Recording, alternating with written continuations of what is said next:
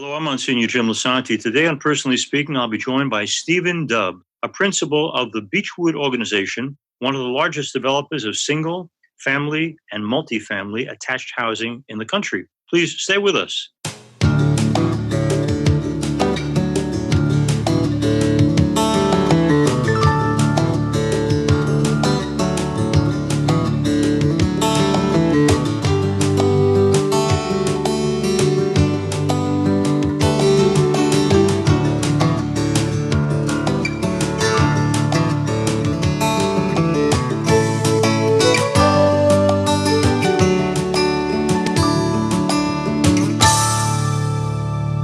Hello and welcome to Personally Speaking. I'm your host, Monsignor Jim Lisante, and Steven Dubb joins me now. Steven is a principal of the Beechwood Organization, which was founded by his dad, Michael, in 1985.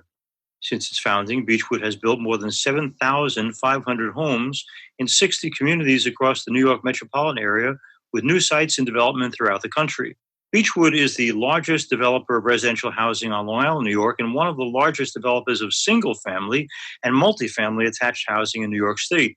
Steven grew up in Brookville, New York, and graduated from New York University with a degree in studio art and real estate. He joined his father, Michael, founder and CEO of Beechwood, at the firm in 2008. Steven is a supporter of Stoked, a charity promoting personal development, academic achievement, and healthy living to the underserved youth through action sports culture. In 2008, Steven and his father, Michael, were honored by the Tillis Center for the Performing Arts for their philanthropic support. Steven is here with us today to talk about the Beechwood Organization, working with his dad, Michael, and his real estate market views today, especially in light of both the pandemic and the impact that's had on the economy. Joining me now, I'm so pleased to welcome to Personally Speaking, Steven Dubb. Steven, thanks first of all for coming on. And my first question relates to something I saw in the New York Times recently. There was an article in the business section that I thought of you. It said that a hard decision every child has to make is whether or not to go into the family business. Did you have to go through a lot of discernment to decide, my father has worked out something wonderful, the Beechwood Organization is doing great things, I want to be a part of it? Or did you have other ideas about where you wanted to go in your life first?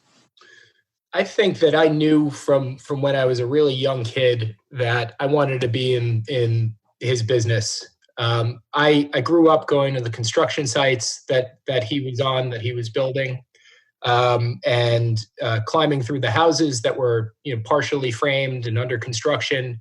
And in my summers, when I was in middle school and high school, I worked on those construction sites as a laborer and then a painter, a framer, and I just really enjoyed it. So it wasn't a hard decision for me. I always sort of knew that that's where I wanted to end up. But after college, I decided it was important to get other experience outside of the business, in part because I wanted, when you come into a family business, a lot of people make judgment calls or prejudge the son of the owner or the daughter of the owner. And the sons of and the daughters of can have pretty bad reputations. And I didn't want to be that person to the employees of Beechwood. And frankly, I didn't want to be that person to myself. And I felt like I needed to prove myself elsewhere. And so I went to work at a bank called Credit Suisse in downtown Manhattan, doing real estate lending for 2 years. And it was really, really fun. It was about, the timing was 2008, 2009, so it was the worst of the recession. Right. But we worked 90-hour weeks, 9 a.m. to midnight, pretty consistently. And I learned a lot. And I made friends on the team and in the group that I was in. And so when I actually got laid off, they really pared down the group in the recession, and that was painful. And the next day I went to work for Beechwood, but I was able to bring some outside experience that I wouldn't have had otherwise if I had just gone to work for Beechwood right after college. Steve, when you decided to move in another direction, going to Credit Suisse, what was Dad's reaction? I think he encouraged it. I think he thought I think he thought it was a good idea for me to go out and get some experience in the outside world also. And I think that he was also pretty conscious of not steering me into the business if I wasn't necessarily sure that I wanted to be in it. In other words, he didn't want to make me go into the family business. Right. He wanted it to be my decision. And so I really appreciated that from him. I've never felt like this was something that I had to do. It's always been something that I want to do, even in the tough times. And so, but I'm glad that it wasn't something that I felt forced into. We're talking to Steven Dubb of the Beechwood Organization. Steven, I have to ask, in other places I've read interviews with you that was very impressive in terms of the special bond, respect, love, admiration you have for your dad. What kind of man is he that you have all those feelings for him? So he's a really, I would describe him without bragging as a deep down, a really good, fair man. Okay. And sometimes he can have a hard exterior. There's no making bones about it. I respected him and loved him growing up, but I was also a little bit afraid of him, like a lot of people. Right. But he, one thing that has never been in question has been his love, the deep love that he has for me and my two sisters. And so, even at times where he's been stern with me in the past, and there have been a couple, I know it's coming from a good place. And what I so appreciate about him, in terms of our working relationship and how he's treated me as the last 10 years or 11 years that I've been in the business, is it's almost as if I can do no wrong. Compared with a lot of father-son or father-daughter relationships or mother-daughter relationships in family businesses where the parent can be very or overly critical of their child. Yeah. He really has not been very strict with me, has not been very critical. He will offer his opinion here and there, but I'm so appreciative of how open he is with me and my thoughts and what I want to do. And I think that builds the foundation for a really good relationship between. By the same token, I take the idea very seriously that I do not want to coast. I don't want to rest on his laurels and on what he's done. And so I try to meet that. Sort of open treatment that he gives me with a really, really hard work ethic, and I really try to contribute to the business, because the last thing I'd ever want to do is not have a sense of self-worth or a sense of contribution to the company. If I don't know if I'm articulating that well, but do you know what I mean? No, I get exactly what you're saying, Steven. At what point did your dad? They're always the trainer, they're the teachers, they're the dads. My dad was the same way. But there came a point where my dad could actually listen to my advice and take suggestions from me, and I think maybe even learn a little bit from me. Did it take a long time for your dad to say, I have a son who has an insight that I may not have? No, I don't think so. I think coming from the world of finance out of college, sort of drank from a fire hose for 2 years, in the sense that I did so much work and experienced working with so many different real estate companies and developers, and learned a lot about the sort of opaque way that big projects get financed. And so I think I'm not sure, frankly, how much that really helped us in the beginning, but he was always really deferential in terms of listening to my opinion. Wow. And so I'm not sure exactly when my opinion really started to matter, but he always made me feel like it does. Isn't that great? I want to go back to Beechwood as an organization. Now, you may have one, maybe you don't have one, but some of the great companies seem to have an overarching philosophy or idealism that motivates a lot of what they do. Is there a clarity in terms of you or your dad's vision of what Beechwood is trying to accomplish? I think we think about the projects that we build in the context of the community that they're in. And we never want to leave a community worse off than it was when we came in. And I think we've got a track record over 30 years of building, I think it's over 65 communities and 7,000 homes in Nassau and Suffolk counties and the outer boroughs of New York City. And I feel really confident in saying that we've always helped to improve communities. We've never taken from communities. Second part is the experience that our homeowners or our renters have. And for most of them, they're making the biggest purchase of their lives when they buy a home from us. And as much as you possibly can't always please. And I'm sure you understand that. Right. We really try to we try to make happy homeowners and happy customers. And so I think the guiding philosophy overall would just be do right by people. And if you put good things out into the world, good things tend to come back. Let me ask you too, and I've always been concerned with my own parishioners. I have 3,000 families here in the parish, but the pandemic, and I know we're right in the middle of coming out of it, so there's no clear answers. For a guy in real estate, people ask me all the time, as if I would know and I don't, is it best to hold on to my home? Should I think about selling? What's the market going to be like? Is the future so unsure that I can't count on anything? As you said before, usually the purchase of a home is the biggest expense they'll ever have. Right. So what are you advising people in terms of how do we go forward from this thing, this very unexpected and shake-upable moment of the pandemic? So overall, I think this will pass, right? So if somebody is scared, they shouldn't sell a home out of fear, and they shouldn't be forced into making a bad deal because they're afraid. The world will come back. In some ways, I can't believe it, but the stock market's basically at where it was pre-COVID. But the world will come back. And so if you are not forced to sell your house, then stay there. A house is not just an investment, it's also a home. And if you're happy there, then you should stay. As much as possible, and unfortunately, it's not the case for everybody, but my advice would be try to live life. Life goes on, and try to live it as normally as you possibly can. And so, example of that is when COVID first hit, we wondered if all these people who had bought homes from us that we were building were going to show up to the closing table. And not one person has backed away from closing on their home. And what that tells me is people want to move on with life. They've been, if it's a retirement community that we're building, and they've been looking forward to getting out of their house and getting rid of having to deal with the garbage man, with mowing the lawn, with the snow removal. And they've been looking forward to living in a low maintenance condominium with this great clubhouse and community swimming pool. And they want that lifestyle. Well, maybe their house is worth a little bit more than a little bit less than it was 4 months ago. But it's not necessarily just about the money. It's also about life. We've got limited time here on earth, unfortunately, and life's got to go on.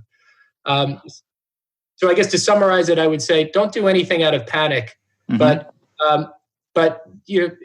continue to live your life. If you have dreams, then go ahead and pursue them. And if it's a dream home, then go ahead and buy it. You know that people get scared of words. So when newspapers and media would talk about this as first recession, and then they drop the D word in there about this could be another depression. As a guy in the business, were you ever paralyzed by fear? I think you can be. I think at moments this whole COVID thing has been overwhelming, and when you read headlines and you watch the market tanking, and news stories are out about how systems may be failing, credit systems, hospital systems. It can be overwhelming, and what I keep reminding myself to get through this in terms of on a day-by-day basis is you just got to focus on what you can control, and when you sort of put the rest of that stuff aside that is totally out of your control, and you focus on the things that you can actually affect. That's how you get away from being paralyzed. And I find that if you focus on what you can control, then good things tend to happen. So you're a positive person, aren't you?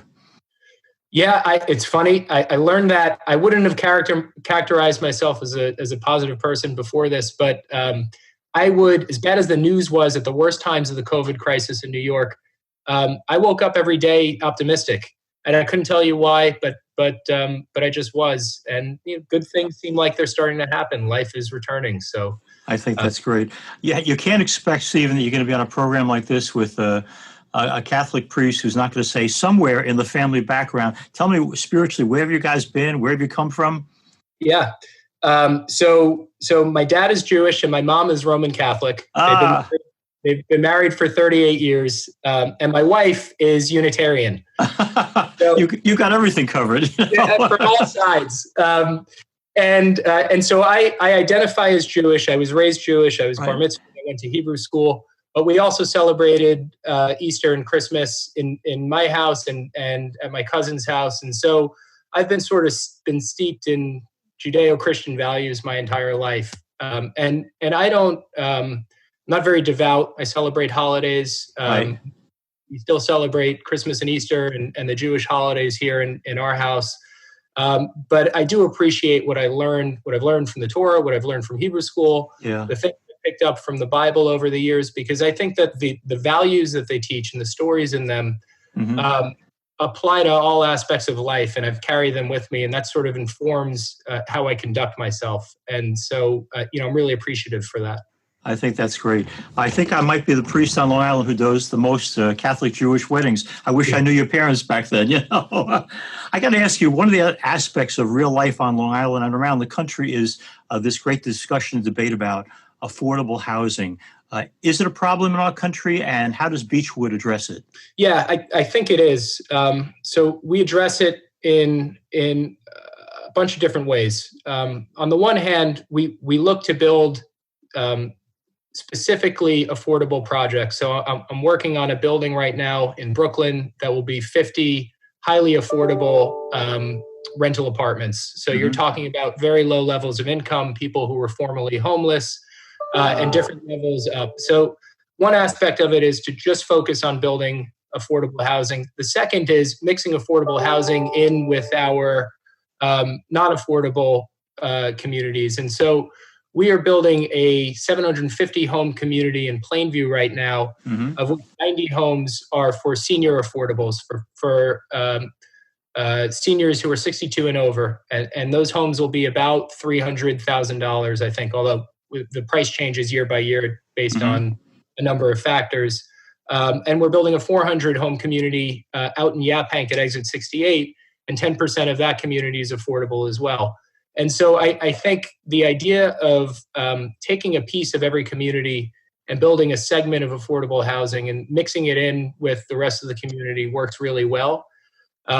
It's not always easy to do because every landowner who looks to sell us or another developer a piece of land thinks that they're sitting on gold. Right. And when you tell them there's 10% or so that you're going to have to build affordable and you're really going to lose money on them, they don't want to hear it. So, so it presents problems, but that's the business we're in, and we deal with it. I think the issue is getting more and more attention, not just in the New York area, but all around the country. And it's tough. I don't know that there are any magic bullets. We see in our industry a lot of increased regulation that increase our costs. It makes it even harder to build affordable housing.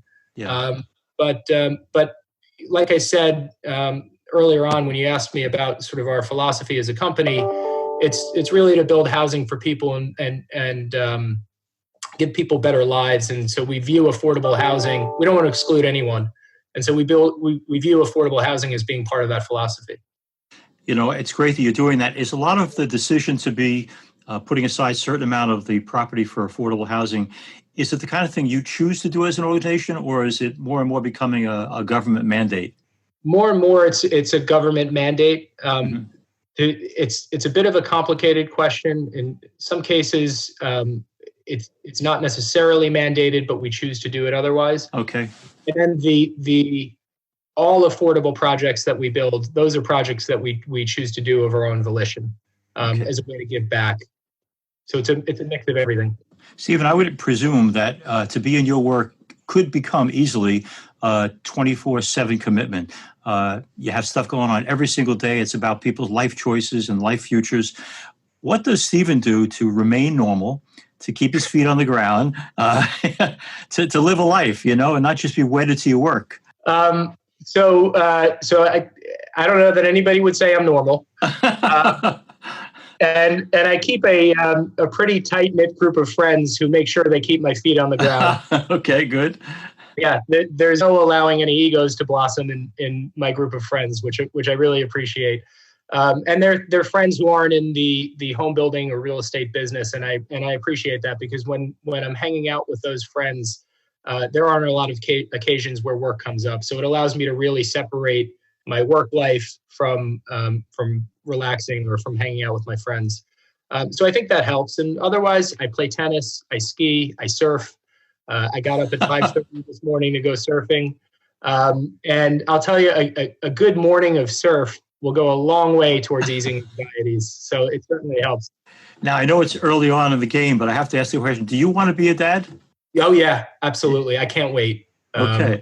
We got married. We just celebrated our 1-year anniversary. Okay. And the next step is children. And I could not be more excited for anything in life than to have kids. Do you think you'll have the time to be a hands-on dad, or will, again, work get in the way? When I think about it, I'd certainly like to. And one thing that my dad did for me, I played a lot of Little League baseball. My sisters played a ton of Little League soccer and travel soccer. And he showed up for every single game of ours. And that's a full-time schedule. And part of the reason that I work so hard right now, and you're 100% right in that it is a 24/7 job, it's relentless, is that hopefully when I have kids, I'm able to be in a position where I can spend time with my kids. I don't want to be an absentee father. Yeah. Steven Dubb is our guest from the Beechwood Organization. Steven, I promise not too much longer, but I wanted to ask you, in 2020, you and I, we talked already about living through this pandemic and how that upended things. But the other story that's going to be part of our permanent memory of 2020 is this incredible tension racially. I can't imagine that the real estate business doesn't get pulled into the question of what's fair, what's good, what's just, what's socially right to do. I know this is so premature a question to ask you, but do you have any insights, because you're on the front line by providing people with homes, on how we can, as a country, make things a little easier, a little fairer, a little more open-minded? And do you see us finally coming out of this most recent conflict slightly better people for it? Short answer to that last part of the question would be, yeah, I think so. Okay. I think one of the things that I've noticed is when you see all the protests going on, there are so many non-minority, there's so many white people at these protests. And I think that sets it apart from protests in the past, certainly of the civil rights movement, not that there weren't. Right. And there's so much talk about not necessarily, if you're not a minority, not speaking, but listening. And I agree with that. And I think that will make us as a society a better place. I think every person you talk to has strong opinions on what's going on in the country right now. And it's terrible, to see this much civil strife is horrible, but I do think we'll come out the other side better for it. And I am not one to go out and espouse my opinions or say we should do this or we should do that, because I'm not an expert. Right. And my wife is very, very outspoken on the issues, and she works in tech, and the tech industry is really on the front lines of this issue, and they're having a lot of conversations internally about in her company about race and what they can do, and I think that's all great. I think that sometimes, but at the same time, I think people don't do their best thinking or make their best decisions when they're angry. Yeah. And so what I hope to see is some really good policy, well thought out policy come out of this, out of this national conversation. It hopefully helps to alleviate the issues that I think we all admit are out there in society. Yeah. And put us on a better path. But if I had a prescription or a solution for it, I'd be running. You'd be right on top of the mountain. My couples, I do about 150 weddings a year. They want to stay living on Long Island, but of course the issue always is cost of living, taxes. Are you a person of hope who would say to the senior citizen or to the young couple getting married, "Don't leave us yet. There's a future here"? So we pride ourselves on building communities for those seniors who want to stay on Long Island, but otherwise think that they can't afford it. And so out in Suffolk County, our Country Point Meadows community has by the way, one of the things that drives people off of Long Island is the cost of real estate taxes. Yeah. Nassau and Suffolk County's real estate taxes are among the highest in the country. And if you don't have children in our school districts, it doesn't make any sense to pay them. And so our Country Point Meadows community out in Yaphank, taxes start at $4,000 a year and they go to $7,000 a year. And it's much more affordable for our seniors. I would say try to stay on Long Island, but I understand that for some people it's just not possible. Mm-hmm. New York is a high cost area and it's unfortunate. I think some of that has to do with a lot of the laws and regulations that have been passed, having that effect of driving people out. And the reality is that some people are going to leave. And I've been to North Carolina and I've been to South Carolina and I've been to plenty. Those are beautiful places. So we are actually starting a division of Beechwood Homes in North and South Carolina. Okay. Because whether you stay on Long Island or you leave, we're going to build a home for you. And we're going to. You can't get away from the Beechwood Organization. I want to thank Steven Dubb for being with us. And Steven, for people who are interested in more about Beechwood and what you guys represent, what you stand for, how can they find out more information about your organization?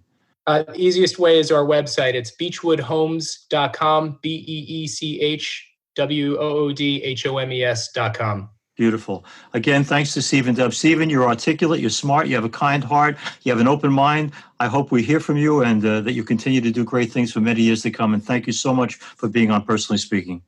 I really appreciate that. Thank you so much. It was so much fun. Good luck to you, my friend. Thank you. Bye-bye. Take care. As we end today's program, I want to thank you all for being with us. If you have any questions or comments you'd like to send to us, please send them to me at www.closeencountertv.com. You can listen to Personally Speaking podcasts with some of our most recent shows. Just go to YouTube and search Personally Speaking with Monsignor Jim Lisante and subscribe. Personally Speaking is also available as a podcast on Apple Podcasts, iHeart, and Spotify. You can also listen to past episodes by going again to www.closeencountertv.com, all one word, closeencountertv.com, and clicking on the radio button at the top of the page. Additionally, Personally Speaking episodes are available on www.ollmp.org, where you'll get not only past shows, but the weekly homilies of Monsignor Jim Lisante. Thank you so much for being with us. Please spread the news about Personally Speaking, and we'll be with you again next time on Personally Speaking.